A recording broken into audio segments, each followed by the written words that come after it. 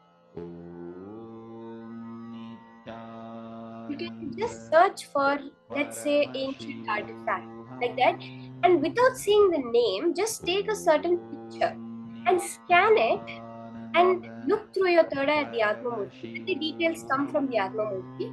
Pen it down and then verify yourself. So I know even in the previous round, there were many people who had said that you do not have a partner. Best is if you can connect with the partner. If at all you're not able to, just you can search some objects. You can scan it and later you can verify again. Like something on Google, you can just search for random objects on Google and scan what they are.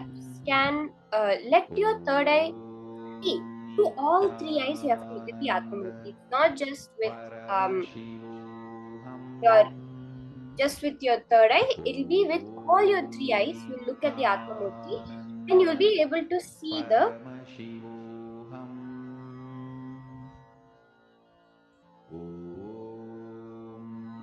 objects. You'll be able to see the details very clearly in golden letters. It will be like a description, like how if you Google and read a description, how it looks. Exactly like that. Exactly like that, you'll be able to see the description. Like you'll see the letters coming like this object is from in different ways, very clearly, like a full, like you're reading out. Understand again and again. It's you are just reading it out. That's all you do during the power manifestation. Now also, when you're when you're doing the Akashic reading power about a certain object, the history, the details of that object, you're just going to read out whatever Paramashiva shows you, Atmamurti, whatever Kalabhairava is revealing to you. Now, even if you're not seeing anything, wait, connect back to Paramashiva and look. Again and again, look back till you see the golden letters on screen. Paramashivoham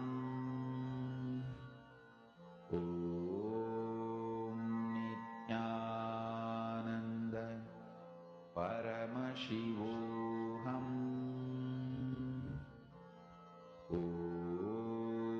Nithyananda Paramashivoham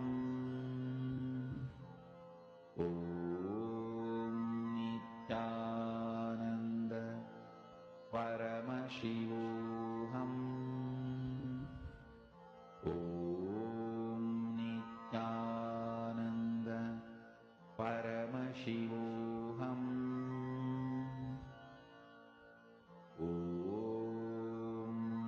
Nithyananda Paramashivoham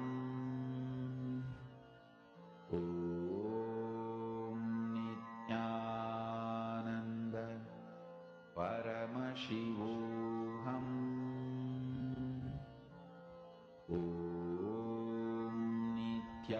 Nithyananda Paramashivoham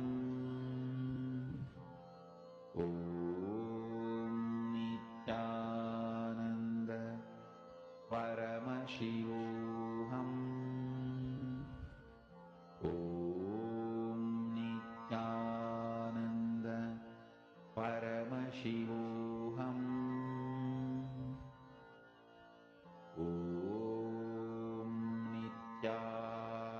Nithyananda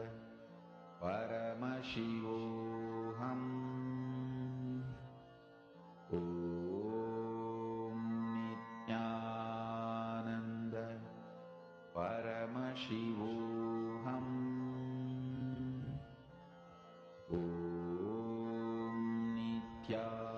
Nithyananda Paramashivoham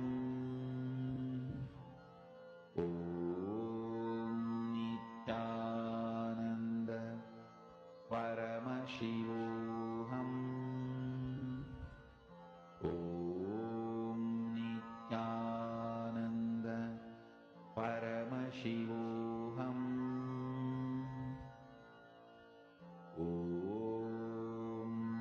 Nithyananda Paramashivoham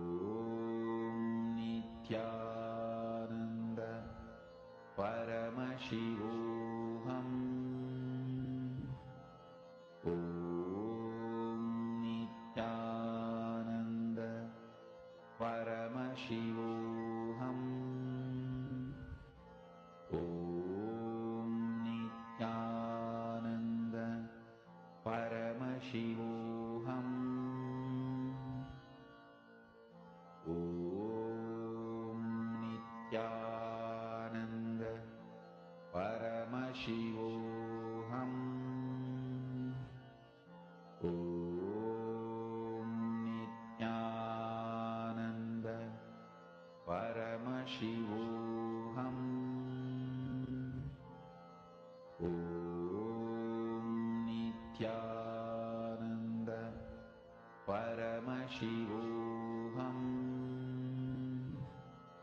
Om Nithyananda Paramashivoham Om Nithyananda Paramashivoham Om Nithyananda Paramashivoham Om Nithyananda Paramashivoham Om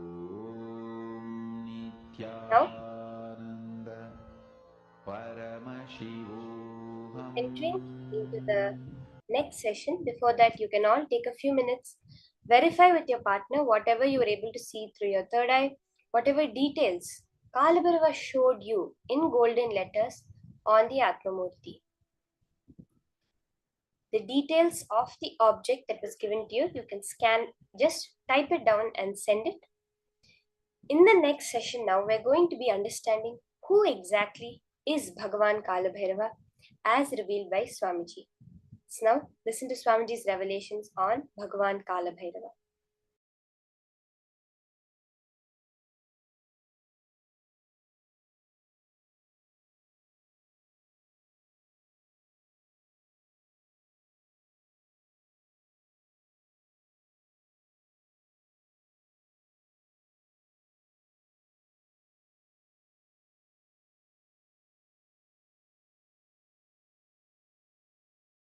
Listen, the principle of time, Kalabhairava, not just Kala or time, principle of Kala is Kalabhairava. It means, listen, how Kala is experienced in our plane is different. How Kala is experienced in higher zones like a Devaloka, Bhuva, Bhu is ours, Suva, Tapa, Satya, the higher vertical time zones, the higher planes. How Kala is experienced, that all that put together is principle of Kala. Principle of Kala is Kalabhairava. Kala is part of Kalabhairava. Understand this. So Kalabhairava is principle of Kala.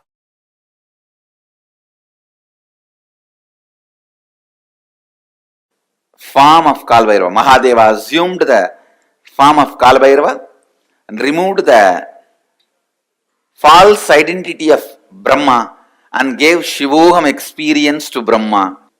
Each of Mahadeva's action is considered as one incarnation. When he came out and destroyed Daksha and his Yajna, that action is Virabhadra. When he came out and destroyed the arrogance of Brahma and gave him Shivoham experience, that action is Kalabhairava. See, at one point, constantly creating, Brahma forgot he is doing it because of the blessings of Mahadeva. with the energy of Mahadeva. See, the Brahma's Kamandalu, which is the sacred water, out of which he creates whatever he wants, that water is the Abhisheka Tirtha of Mahadeva. The water washed the Mahadeva's body. That is why in all Shiva temple, where the sacred water, the sacred bath water, what do you call, Abhisheka Tirtham, where it flows out, there Brahma will be standing with his Kamandalu to constantly refill his Kamandalu. Go to any Shiva temple, you will see where the sacred water flows from the Garbha Mandir, the Abhishekam water flows, there Brahma will be standing with his Kamandalu, because that is where he refills and creates the whole cosmos. Unfortunately, by constantly creating, he forgot from where he is refilling his Kamandalu. He was also given the 5 head by Mahadeva, but suddenly he became little egoistic and arrogant and started thinking that the Shivoham has to happen from inside out. It should become experience and then start coming out. And this guy, out of his hypocrisy and arrogance, started declaring, I am everything. So now Mahadeva has to make him understand and give him that real Shivoham experience. So he just wakes up from his samadhi. Kalabhairava comes out. The Lord of Time comes out and just cuts that 5th head, which has become a little arrogant. The moment the 5th head is gone, Brahma realizes he is also bound by time. And he realizes that it is hypocrisy that made him feel he is the superior. The moment he surrenders, Mahadeva again gives him the Shivoham experience and gives him the place back in his temple and says, you can start refilling your Kamandalu from now on and continue the creation. And he gives a permanent place in all temples of Mahadeva, where the Abhishekam water, the holy water, the sacred bath water goes. In that place, it's called Gomukam.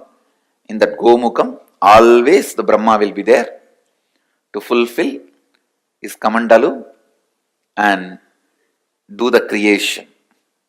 Kalabhairava is one of the most powerful expression of Mahadeva.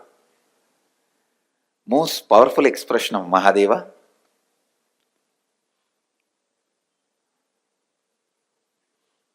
He is the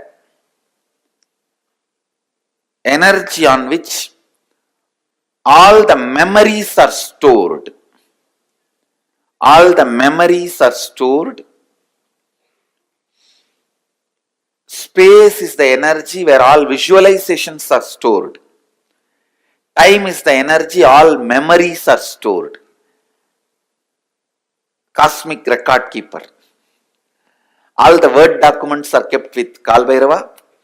All the visual documents are kept in the space. The space, embodiment of space is Nataraja. So Nataraja keeps all the visual documents and Kalbhairava keeps all the word documents. So anything happened, happening, yet to happen, you can just ask Kalbhairava, he will pull it out and give the whole record. And moreover, most powerful expression, easily accessible. The moment you call, he will be there. That's the beauty of Kala Bhairava.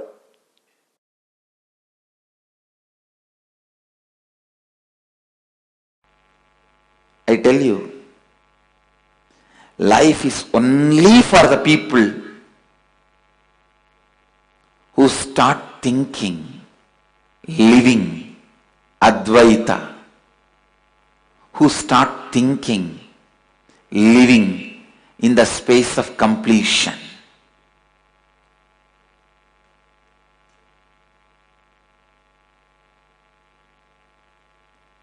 I tell you, I am revealing the logic of Kala Bhairava to you.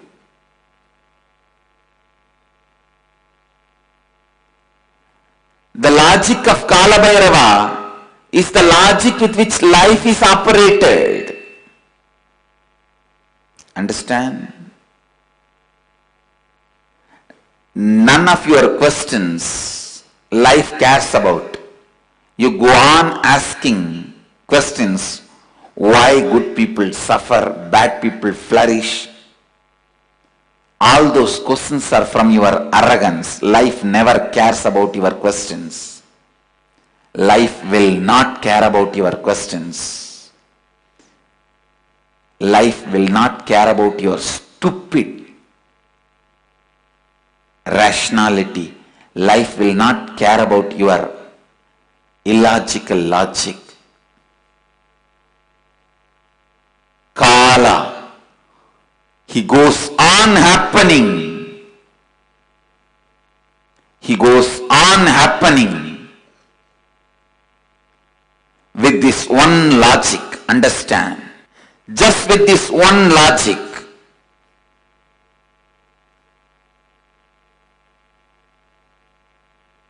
The decisions made out of completion fulfills you, and whatever decisions you make out of completion becomes reality in you.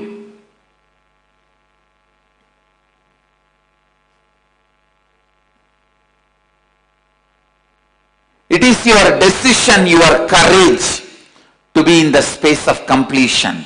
Only that is rewarded. The more you try to cheat life with your hypocrisy, life does not just cheats you back, it beats you back. Understand?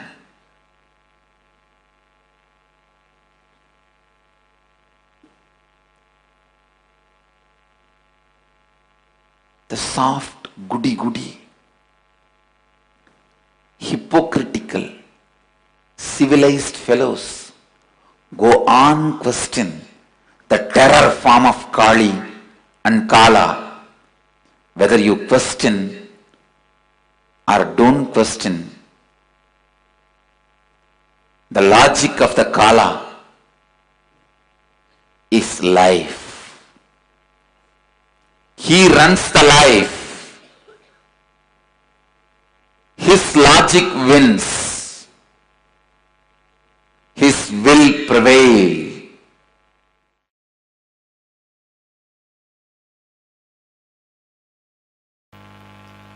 Life is not for the people who claim innocence for their ignorance,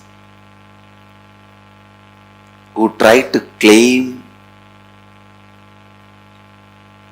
any special thing because they are victims, powerless, ignorant. No. Be very clear.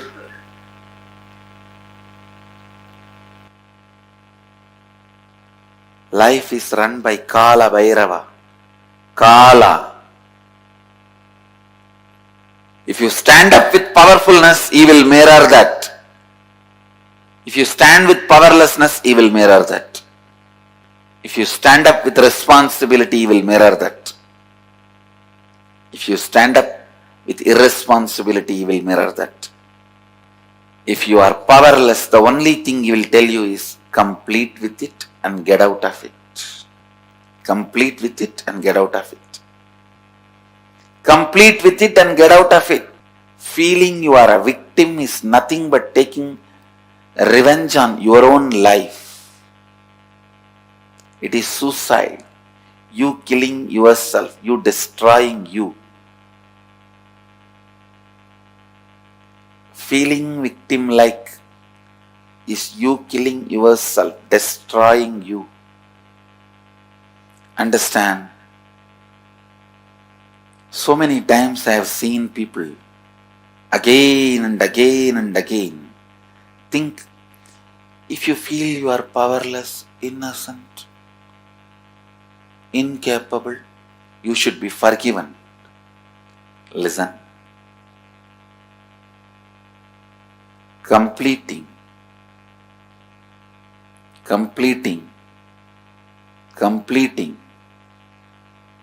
all the incompletions, getting out of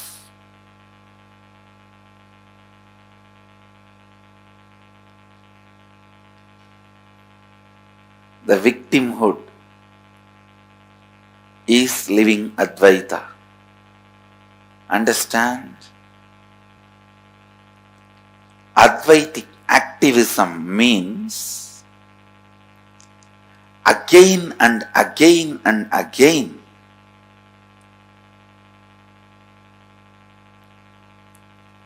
bringing yourself to perpetual completion. Perpetual completion is life. Life runs by perpetual completion. Life runs by perpetual completion. Understand? Perpetual completion is Advaitic activism. Constantly complete yourself. Completion is nothing but the decision to drop your past incompletions and never let them have influence over you again. That's all.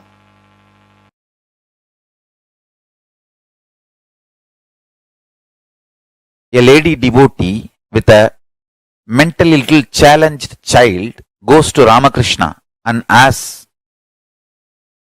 what wrong I did that I have got a child like this? Ramakrishna says, remember that child is God and take care, you will become enlightened. Because the simple act of giving love strengthens your Kala dimension, and if you remember, cognize to whom you are giving love is God, it becomes devotion. I tell you, every time you share love, every time you use love as the strategy for your existence, the joy oozes out in your being is the strength of Kala Bhairava. Strength of Kala Bhairava. Kala Bhairava is eternally loving, caring, blissful, ferocious, ecstatic, blissful, ferocious.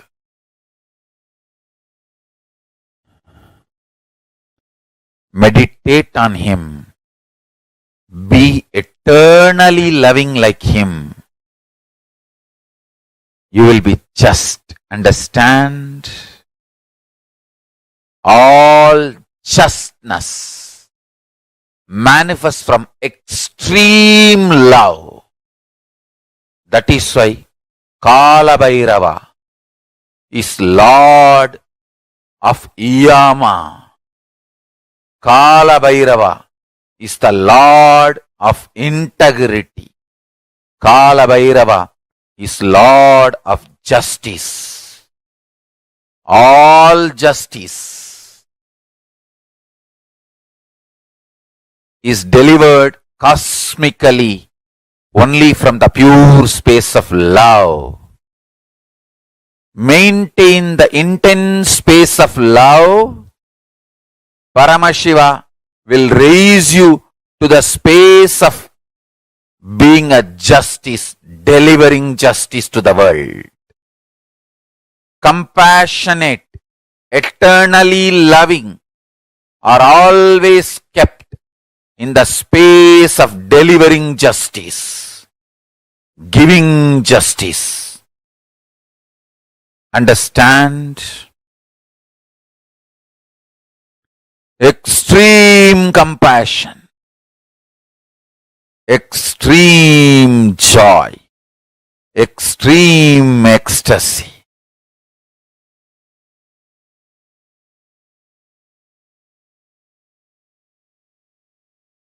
Brings intense powerfulness and strength in you.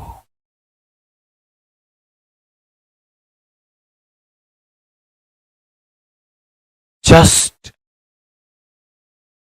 go on be sharing smile and love to anything you see.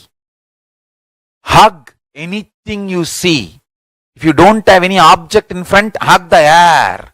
You will build strong body and heavy muscles like Kalabhairava. Listen. Listen to this Deva Rahasya. Look everything you see with love. Hug everything you see, including the air.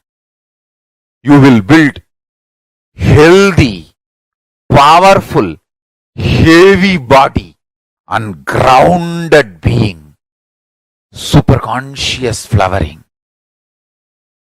Sannyasa is seeing everything you see through love, hugging everything you see.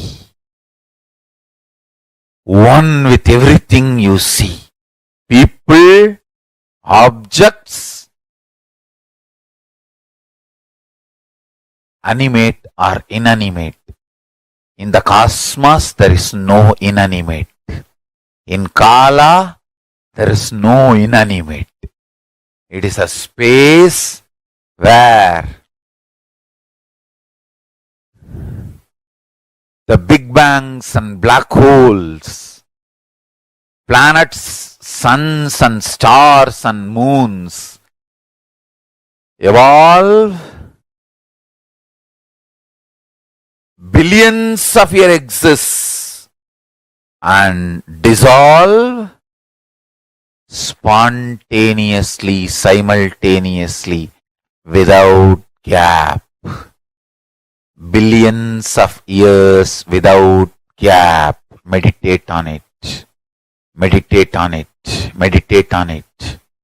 It is Deva Rahasya. The moment you understand this, your third eye will open up. Billions and billions of yugas. Zillions and zillions of years without gap. Meditate on it. That is Kala Bhairava's fire. The Prabha, Tejas, shining of Kala Bhairava is this powerful cognition. Zillions and zillions of yugas, years, without gap.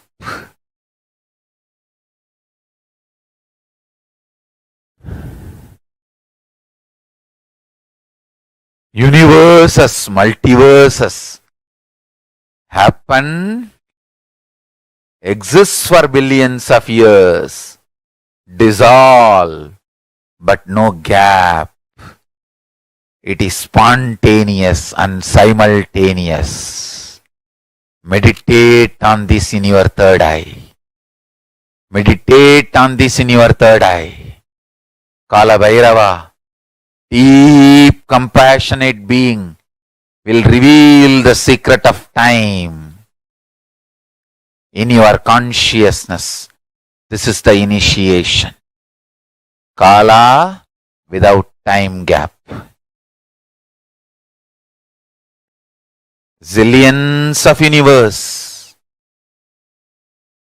opens, exists of zillions of years, yugas, dissolves without time gap. Meditate on this, meditate on this, meditate on this.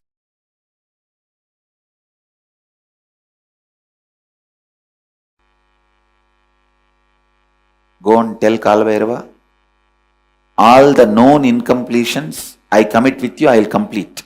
All the unknown incompletions is your responsibility. I am surrendering to you. And I tell you, he really responds and completes. Whenever you ask him to bring completion to you, he is embodiment of compassion. Whenever you associate you with the incompletions, is the terror. Which side you are standing only decides whether he is terror or compassionate being. He is the most compassionate if you are standing on the side of the completion. He is the ultimate terror if you are standing on the side of the incompletion. He can show the extra teeth and the smile both. He can show the terror teeth and the smile both. He is the only God capable of that. To terror teeth and the wide smile. If you associate yourself with completion, he has such a sweet smile for you. If you associate yourself with the incompletion, he has such a terror teeth for you. The terror teeth will grind even universes and swallow. The smile can create even universes for you.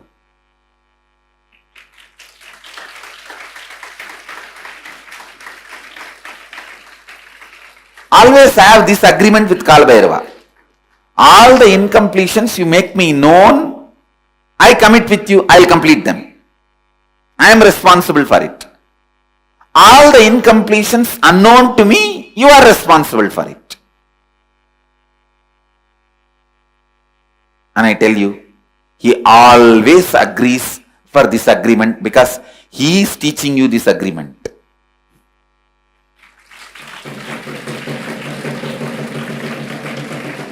He always agrees for this agreement. All the incompletions known to me, I am responsible.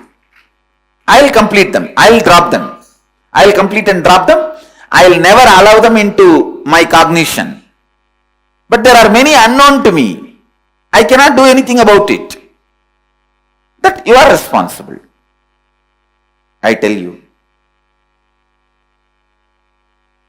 he is the most sweetest God.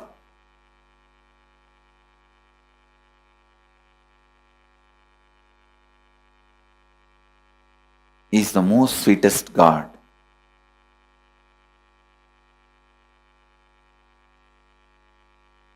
He is the Lord of completion. He can heal any incompletion. Not only heal, he can just make any incompletion irrelevant. He can just make them irrelevant to your life and you. Means you will even forget you had incompletion in that area at one time. Is time, Kala, Lord of time.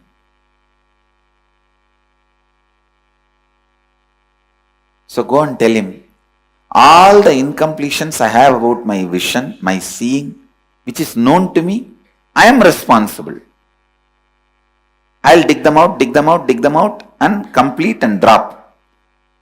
Whatever is not known to me, you are responsible. Complete them. Or make them known to me so that I can complete. Either I should be Lord of life or you should be Lord of life. No third person in between you and me. That's all. Either I should be or you should be. No unknown zone, no blind spot between you and me. Not having blind spot between you and Guru is surrender. Not having blind spots between you and Kalabhairava is authenticity. No blind spots.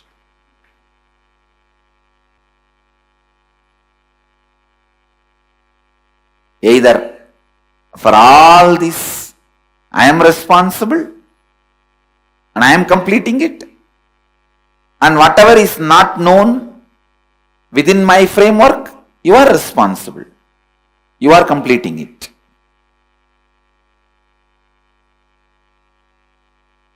But ultimately, we are neither going to have known incompletion nor going to allow unknown incompletion.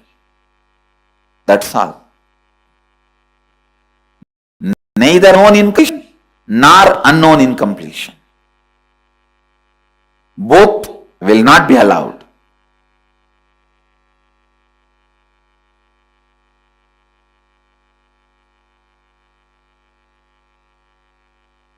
Everyone who has spectacles or contact lens, today tell Kalbhairava, go and sit and talk to him. You don't even need to talk for him. You just go and talk to him. You will see. He will answer. You will simply listen the answer in his own voice. You don't need to say, how you do in the temples, oh God, please save me. And then you talk for the God also. Oh my son, don't worry, I am here, I will protect you. For our Kalbhairava, you don't need to talk back. You just say, oh Mahadeva, please protect me. He will say, hey, what you are trying to act here?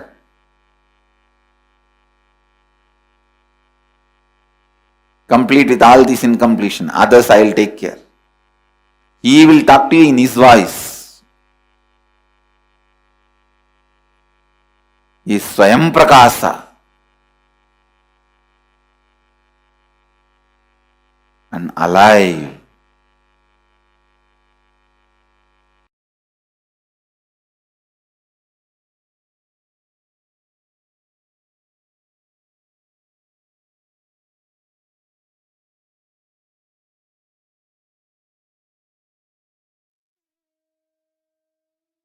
Beautifully revealed to us about how when you see Kalabhairava and associate yourself to your inauthenticity, you'll only see the terror in his eyes and those large fang-like teeth. But when you side by your authenticity, even in his huge, between his teeth, you will see his most compassionate smile. And the most important truth Swamiji revealed, Kala Bhairava stands with grants for anything that people ask for those who take him for granted. Not just those who connect with him, those who have love. Swamiji said, those who take him for granted, Kalabhairava is with them, manifests for them.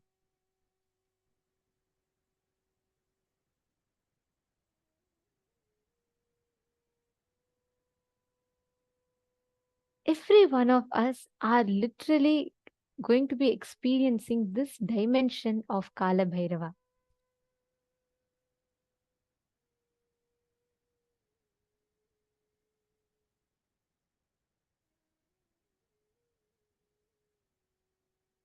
Every one of us sitting here today, we are going to be experiencing this dimension. Kala Bhairava is that space where he manifests as the Lord of time, the Lord of space. taking all of us beyond all these aspects of life, basic aspects of life, and gives us the ultimate experience of being, becoming, radiating the space of Kala Bhairava. So, what did you all click with? What did you all understand? Can I request everyone to share?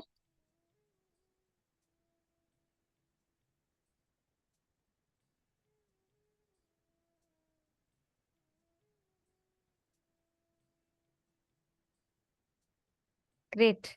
Mamina Haridas. Wow. Okay. Wonderful. Can I request all the participants to share? What did you understand? Who is Kala Bhairava? What dimension of Kala Bhairava did you click with?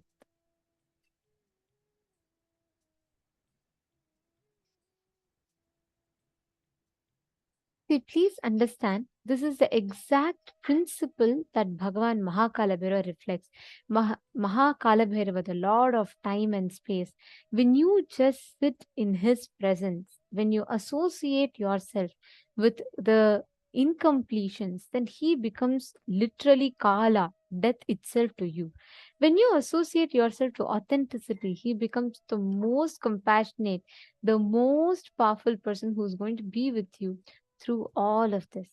And just in the presence of Mahakala Bhairava can make all the incompletions irrelevant in you, in your inner space.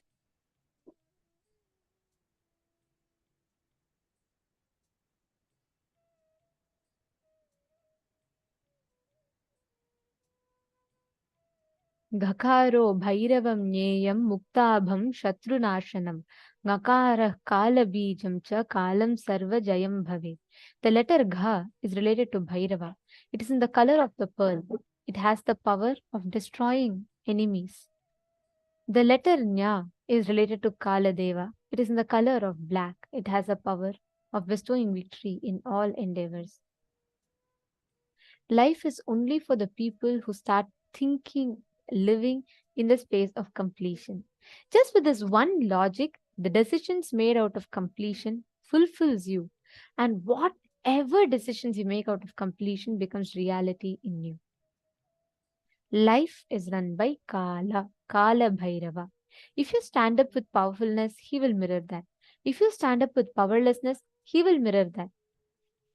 If you stand up with responsibility, he will mirror that. If you stand up with irresponsibility, he will mirror that. That's why Swamiji tells, life is a mirror. Kala Bhairava just mirrors. He just mirrors the space that you are in. He just mirrors what you reflect in life. If you decide, I am going to be authentic, I am not going to entertain any inauthenticity, then Kala Bhairava will simply mirror that space in you.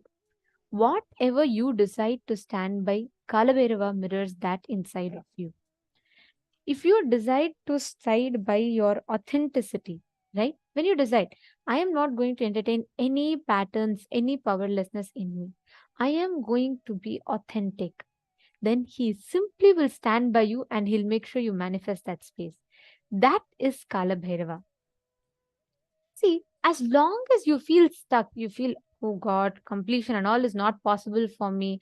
And every time you feel like this is what it is, I'm going to be stuck in this, all this is not going to be possible for me, then you will be stuck in that same rut forever. Let's do a very quick exercise. I request every one of you to pen down at least 5 situations where you felt completion is not possible for you. Can I request every one of you take 5 minutes, pen down at least 5 situations where you felt completion is not possible for you.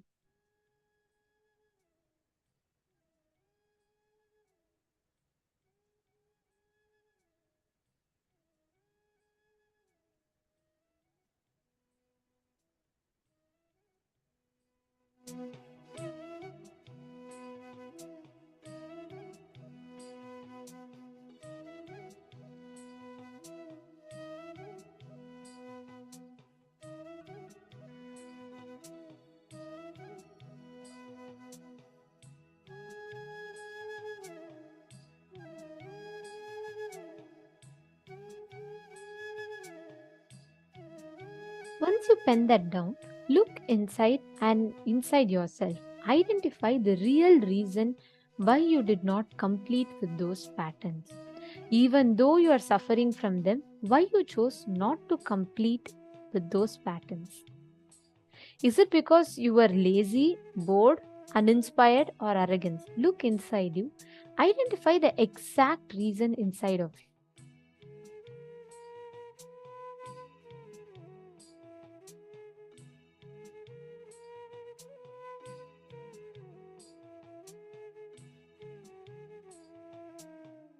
And can I please request all the participants to please come in the camera? We are going to be entering into the preparation for the death meditation process very soon. And we request all the participants to please come on the camera.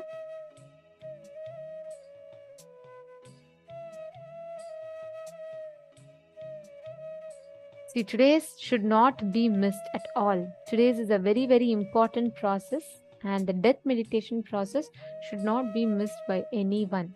We request all the participants to please settle down and make sure you're on camera. We understand for many of you it is quite late in the night. It's your midnight time. Please make sure that you're all coming in the camera. Please settle down. Just have some water. Keep yourself hydrated.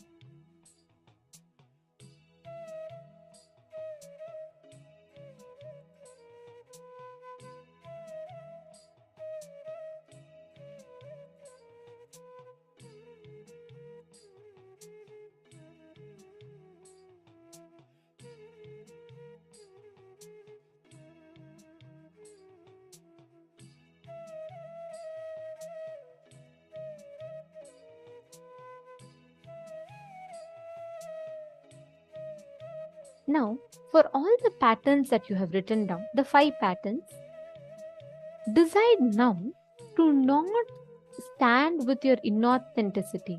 Instead, stand by your authenticity and decide to complete with those patterns.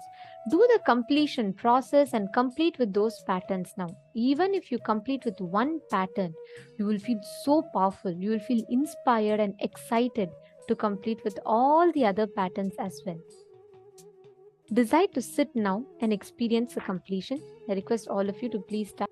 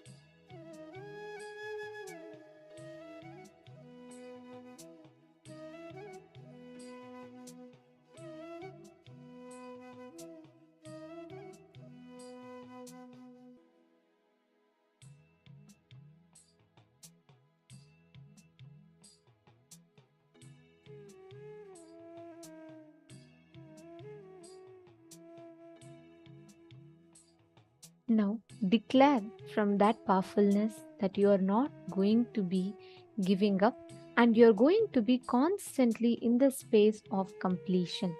You are not going to be giving up.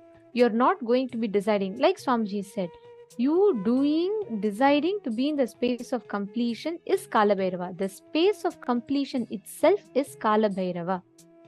That is a space of completion. You just decide to be in that space and not entertain any other incompletions, thought patterns inside of you.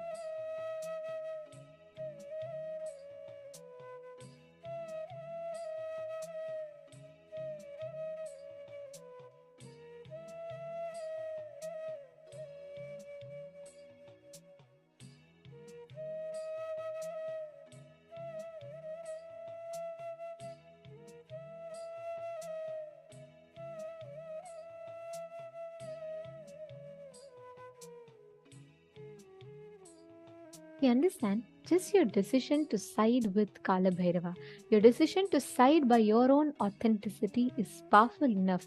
That will make sure that you are achieving that space of enlightenment. That will make sure you are always experiencing that breakthrough and that space of completion in you. That's all you need to do. Now, in the same space, let us all enter into the next session where we are going to be understanding about the very, very special initiation you're going to be receiving today, the Vishesha Deeksha. I request all the participants to please make sure you're all gathered. Please settle down.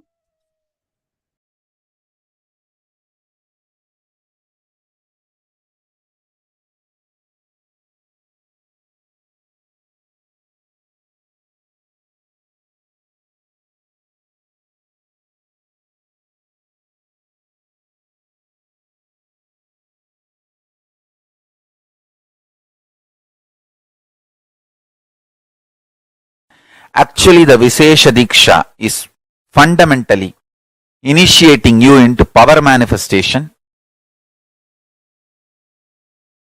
and opening the doors of KAILASA for you. That's literally the Vishesha Deeksha. Vishesha Deeksha is 4 reasons why it is so important. First, it directly opens your personal connection with Paramashiva and KAILASA space. Second, you are initiated into all the power manifestation signs. Third, you have personal, intimate version of Paramashiva, Atma Linga, for yourself. Fourth, unimaginable benefits, health, spiritual, everything starts with this initiation.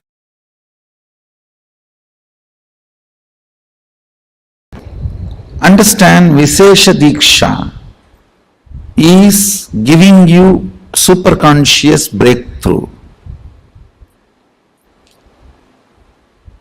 The action now I am supposed to perform.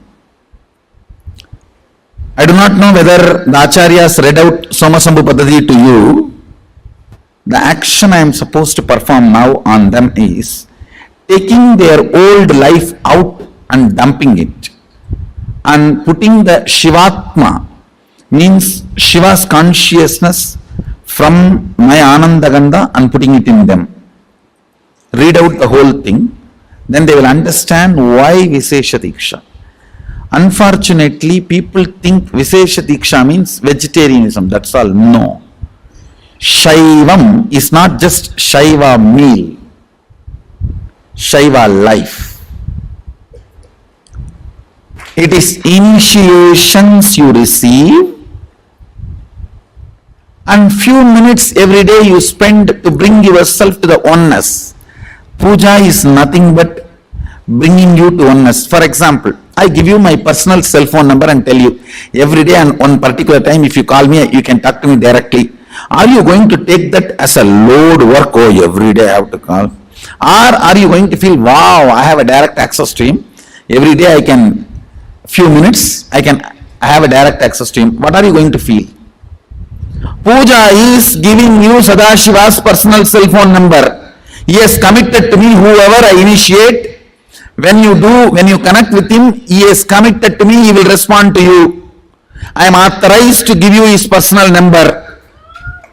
Puja is nothing but giving you the authorization to call him at particular time. And he has committed to me, he will respond to you. Vishesha Deeksha is nothing but giving you his personal number, hotline connection. So every day during the puja, that few minutes you can connect with him in oneness, and he has committed to me, he will respond to you.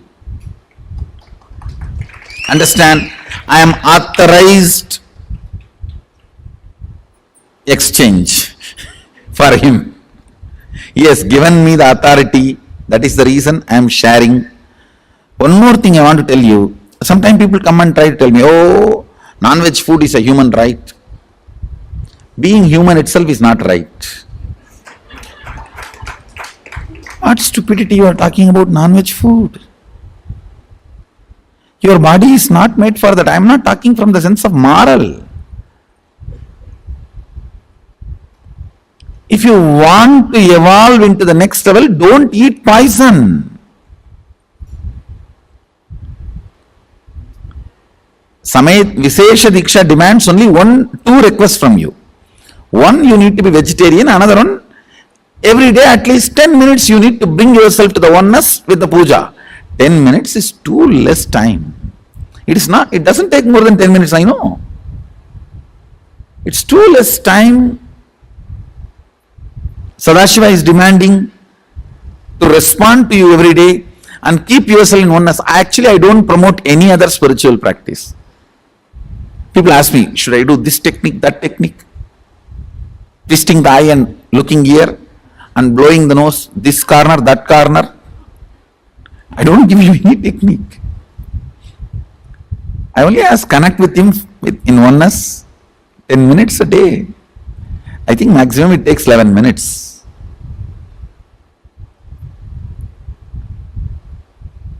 Anybody who listens to my words, I will strongly recommend you take Vishesha Deeksha and become vegetarian. That will really help you. You cannot compare, understand? Whether you paid some 5,000 and came for NKY or paid few lakhs and came for MSS, that is not going to decide whether you are going to continue to manifest power and live manifesting powers. Whether you take Vishesha Deeksha or not is only going to decide whether you are going to manifest powers or not. So please understand, the secret is in initiations and aligning yourself to the oneness, that's all. So I have to be integrated to Mahadeva, so I am revealing the truths as it is.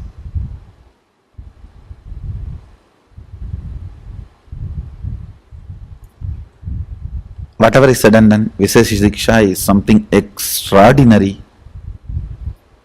Literally the whole system gets upgraded to the super consciousness.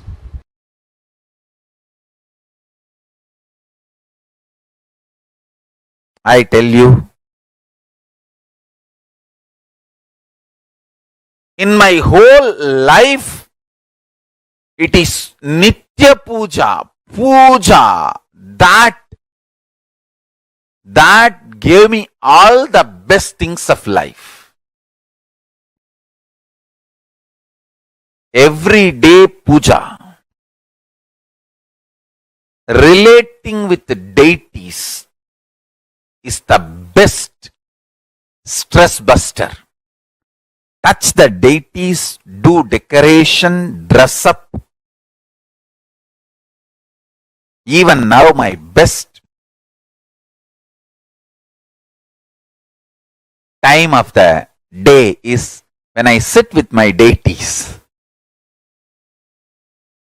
When I sit with my deities.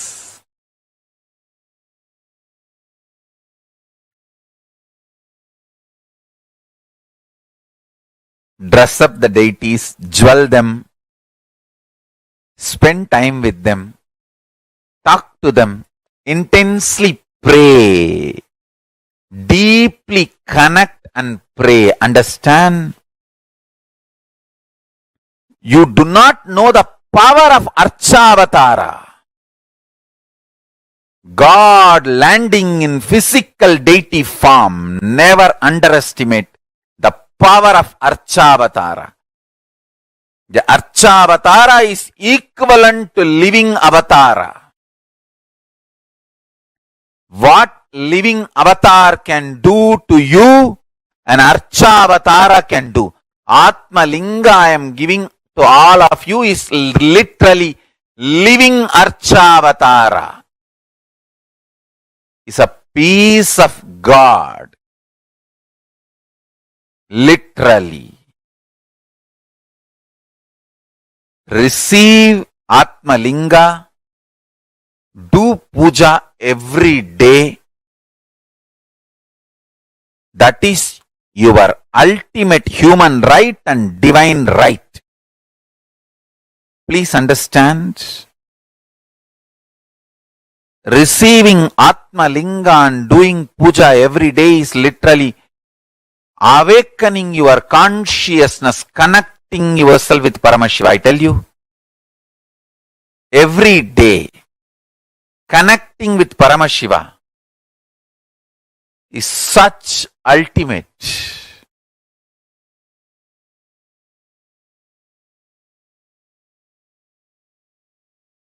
Puja is the time-tested, foolproof, ultimate stress-busting methodology.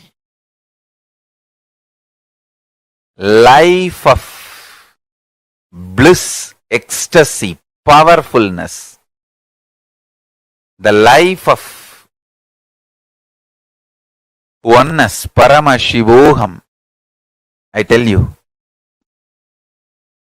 The essence of Veda, Vedanta, Agama, Agamanta, Yoga, Yoganta, Siddha, Siddhanta, Tantra, Tantranta, everything can be realized with a sincere, deep feeling connection puja.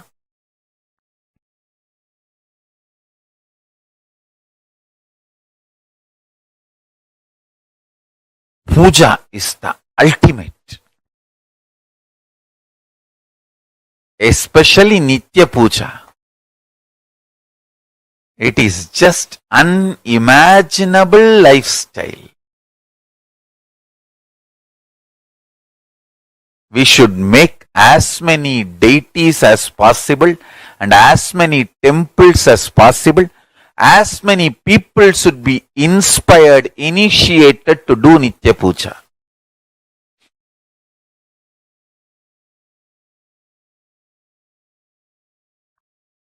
Nitya Puja makes you living Hindu.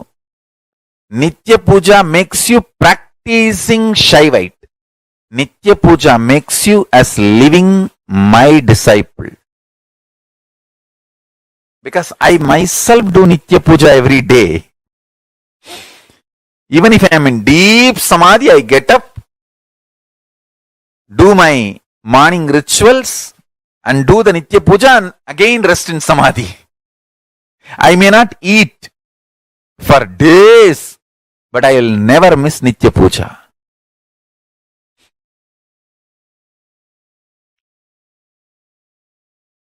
Even the people who cherish enmity towards me, they say, he somehow doesn't miss Nitya Puja.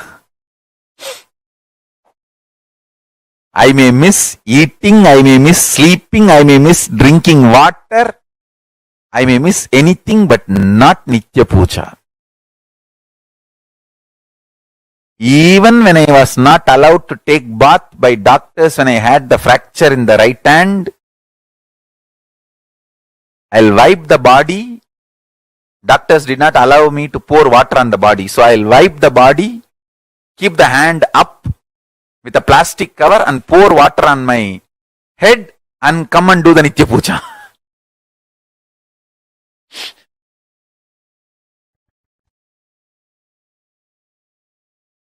I may miss eating, I may miss sleeping, I may miss drinking water.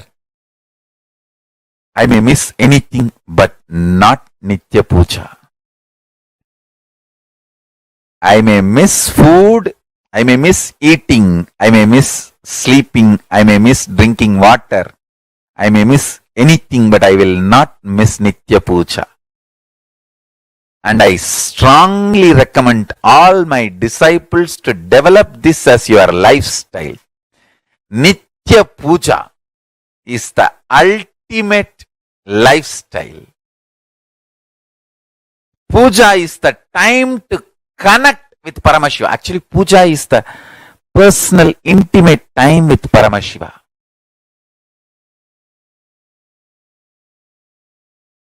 You should always wear your Atma Linga on your body and every day do puja. Nothing like that. See, in the initial level, even if you are not able to do everyday puja, start wearing the Atma Linga in your body. Slowly you will pick up the habit. You will feel, wow, when I do puja, it is so nice. Every day you will start having inspiration and start doing the Anmartha Puja, the personal worship, personal connection with Paramashiva. I tell you, if at all we need to write in one line in my autobiography or biography, because there will be thousands of biographies. There will be one autobiography by me, but there will be thousands of biographies. If I had to reduce the whole thing to one line, what is the one thing Swamiji never missed in his life? You can't even say breathing, because many times in samadhi I stopped breathing. The only thing I never missed in my life is Nitya Puja. Many times I have stopped eating. Many times I have stopped sleeping. Many times I have stopped drinking water. Many times I have even stopped breathing. The only thing I have not stopped in my life is Nitya Puja.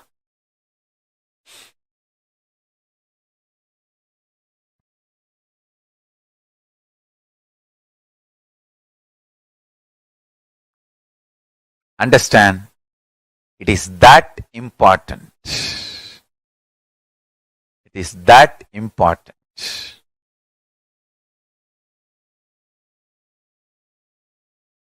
Nitya Puja cleans your whole system, detoxes,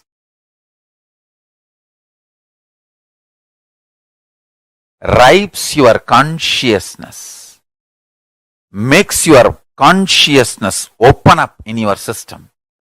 The essence of Veda, Vedanta, Yoga, Yoganta, Agama, Agamanta, Siddha, Siddhanta, Nada, Nadanta, Bodha, Bodhanta, everything is Nitya Puja.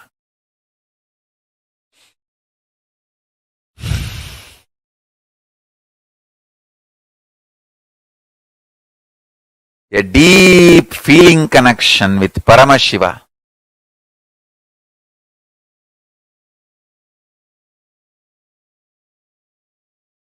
And praying to Paramashiva, connecting with Paramashiva, pouring yourself at the feet of Paramashiva is Nitya Puja.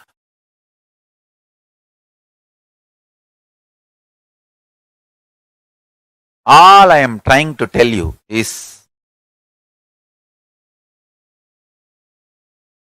Nitya Puja, the best way to detox yourself, to remove all the stress, connect with KAILASA, personal intimate time with Paramashiva. Nothing like Nitya Puja to achieve the ultimate enlightenment and living enlightenment and to manifest the powers of Paramashiva. to manifest the state, space, powers of Paramashiva, Nitya Puja is the best. Essence of Vedanta is Tattvamasi. Essence of Agamanta is Shivoham. Essence of what I am teaching, Veda, Vedanta, Agamanta, Yoga, Yoganta, Tantra, Tantranta, Bodha, Bodhanta, Nada, Nadanta, everything is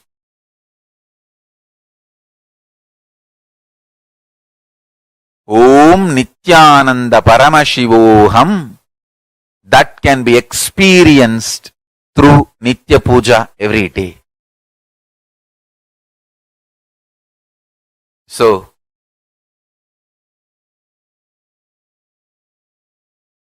today's powerful cognition for all of you.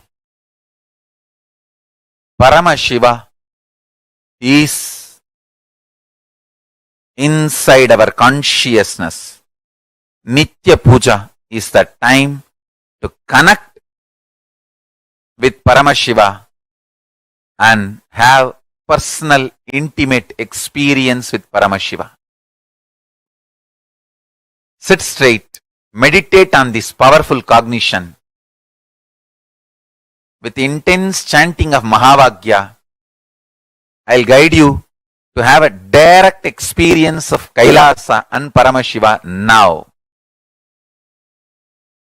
Sit straight. Have intense, vibrant chanting of Mahavagya, Om Nithyananda Paramashivoham, and connect with Paramashiva and Kailasa.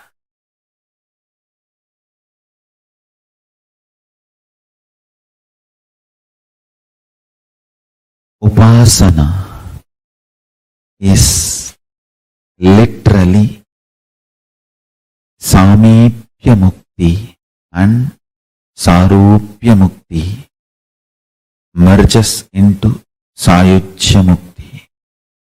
Understand? Intense prayer may start as Visishtadvaita, will evolve as Dvaita and raise to Advaita and manifest as Shuddhadvaita. Whatever level it is, prayer is the most powerful, ultimate way of connecting with Paramashiva. Intense prayer, intense prayer, intense prayer, intense prayer.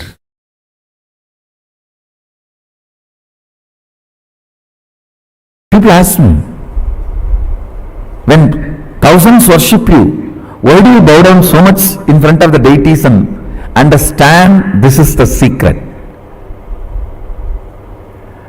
When you sit in oneness, you should know very clearly, even when I pray, I am you. When you are operating in relative existence, you should know, even when I am one with you, I am praying. I am devoted to you. In relative existence, always be devoted. In reality, always be one. Understand, duality is not ultimate. I am repeating again. Oneness is the ultimate truth. That does not mean in relative existence you will be arrogant. No. You will be humble. In relative existence, you will be humble. That is why I say, the Advaita I am teaching is Sutta Shivadvaita. In oneness, even when we pray, we are one with you. In relative existence, even when we are one with you, we are devoted to you. Be humble, be devoted even to your own oneness. Sometimes when I go to devotees' houses, I directly go to puja room and do the puja. Some of the devotees will keep my photo also. When I do the arti, I have to show to all. I cannot move the hand. I have to show all only. They ask, what is this, Swamiji? You are showing arti to your own photograph. What can I do? It is the symbol of my oneness. I am devoted to that.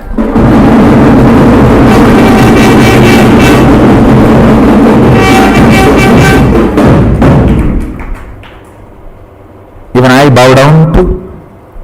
See, you have both component. Your oneness, Shuddhatvaita, and your relative existence, to which you are going to be devoted, that is going to manifest in you more and more. That is going to be strengthened in you more and more.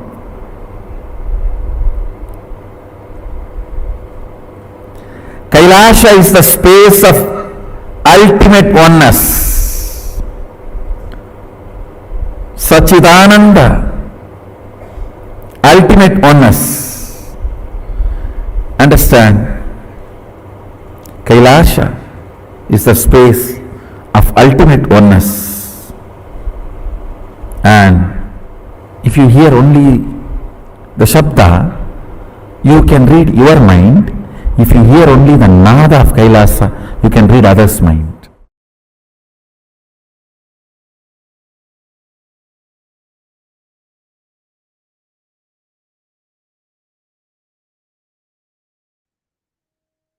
Vishesha Deeksha is nothing but having the personal hotline connection with Paramashiva.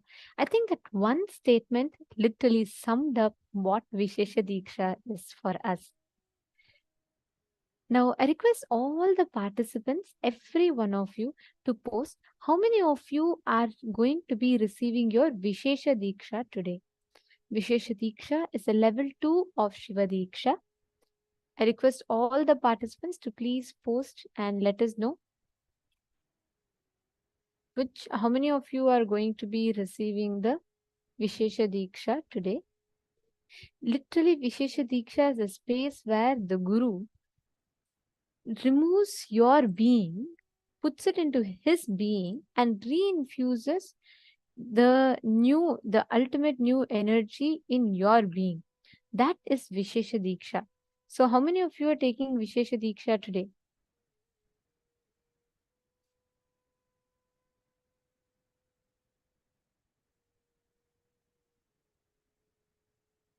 Actually, Swamiji started this Vishesha Deeksha in the year 2015. I think mainly like Swamiji with all this ritual.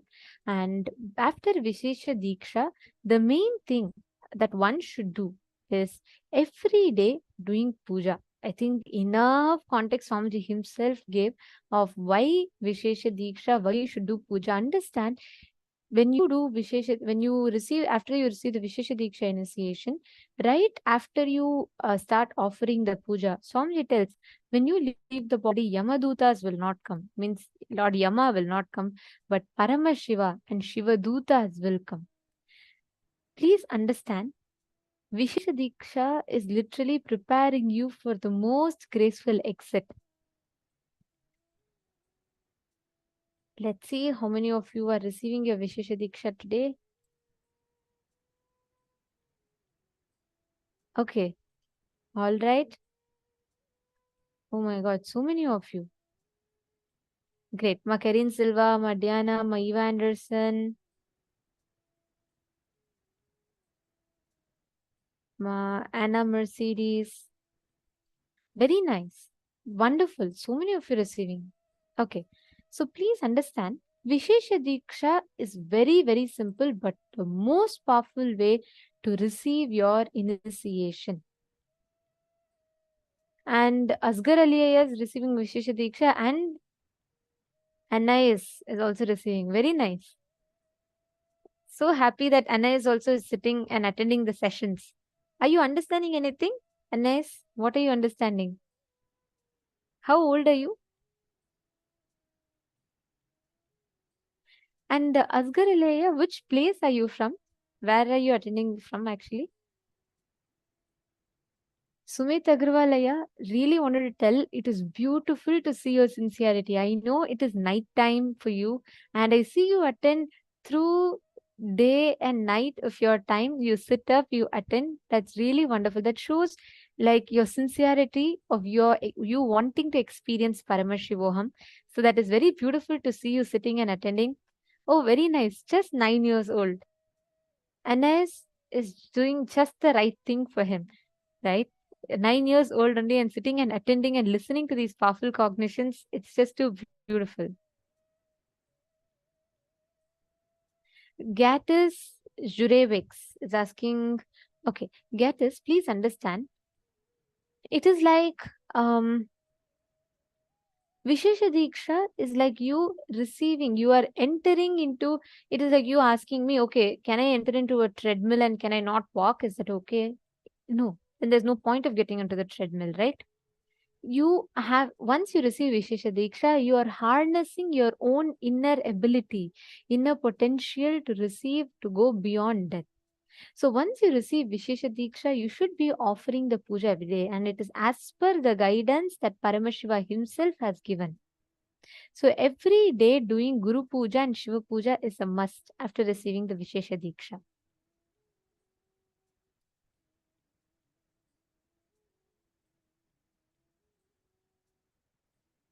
Okay, all of you, can I request all the participants to now, every one of you that are receiving the Vishesha Diksha, please take a few minutes to head to the link that is being projected for all of you now. And please sign up in the link that is shown. You all can see. You can go to events.kailasa.org/Paramashivoham L3. And under that itself, you will see a tab for Shiva Diksha and a tab for Atmalinga. So in that, you can just go ahead and fill it. I'll just show you all. I request all the participants to please do this.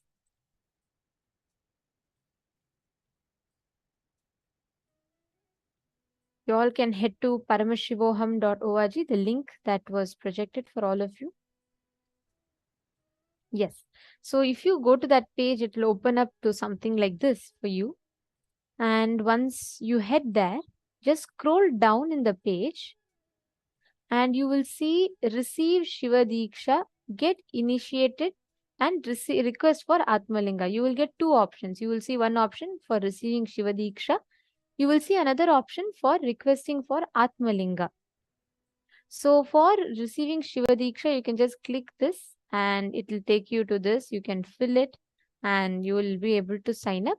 And it's a similar process for receiving the Atmalinga Diksha as well. So Atmalinga is basically, if you do not have an Atmalinga already and you would like to request for one Atmalinga, you can go ahead and fill up this form.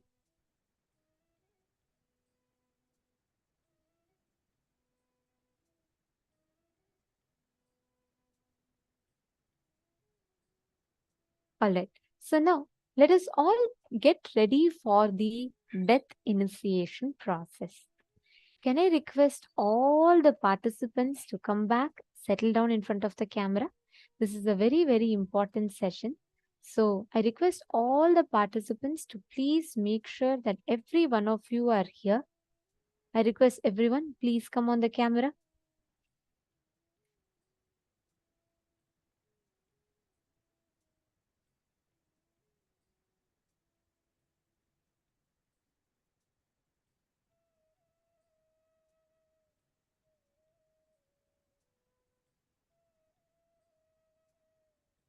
Nithyanandam, I'm seeing that some of the participants have still not settled. Please settle down. Come in front of the camera.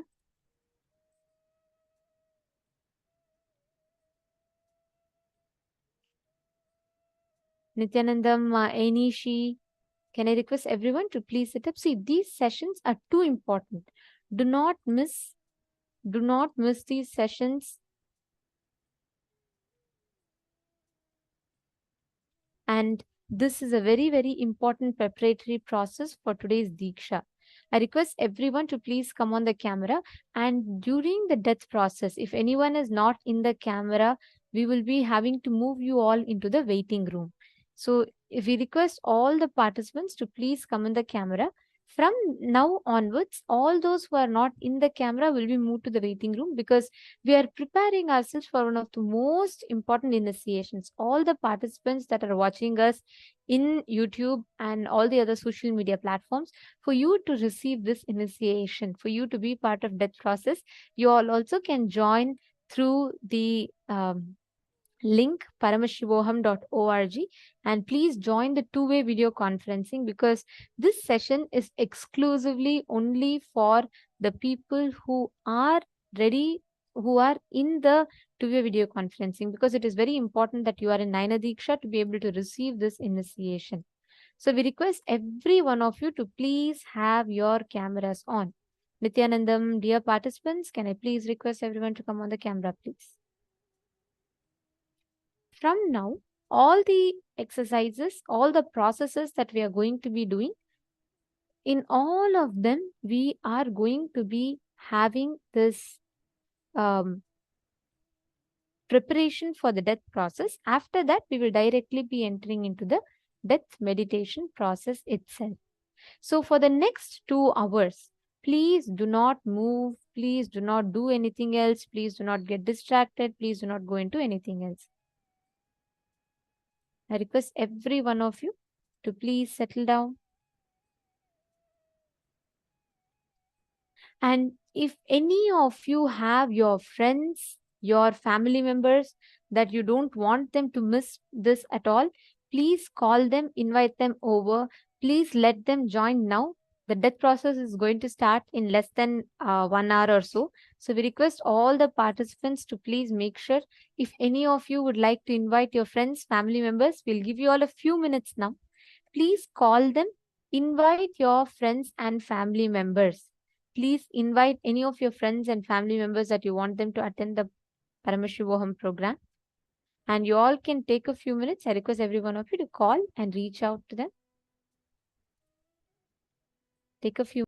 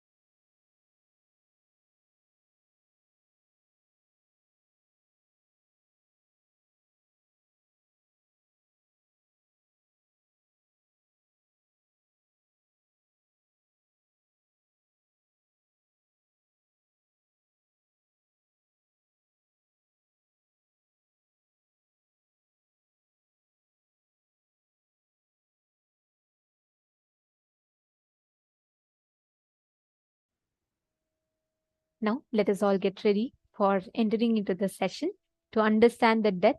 See, all the viewers that are watching us on YouTube, we will now be taking this stream off. So you will all be, for you to be part of this exclusive process, you all can join paramashivoham.org, and please join this via the two-way video conferencing, where we can see you and we can conduct the process. So I request all those who are watching us now, on social media platforms, the stream will now be ending and we will be entering into the death meditation process. All right. So now I request all the participants here, every one of you. Ma Ratna Prabha is asking how you can apply for your daughter. Just for Shiva Deeksha, Ma, you can fill up on her behalf. Please put her details and you can fill up on her behalf. Okay. And all the participants who are here on the Zoom, but off the camera, during the death process, for the security reasons, we will be moving all of you into the waiting room. only those that are on the camera will be part of the death meditation process. If anyone is not there in the camera, we will be moving all of you into the waiting room. So if any one of you would like to be part of the death process, please make sure you're all on camera. And in Sarvadarshan room, I see a lot of the participants, Sarvadarshan female room and the Ananda Sabha. I request all of you to come, settle down. Please sit down. Yes, I request in every one of you, if you have any of your friends, family members that you would like them to join, please have them join right away.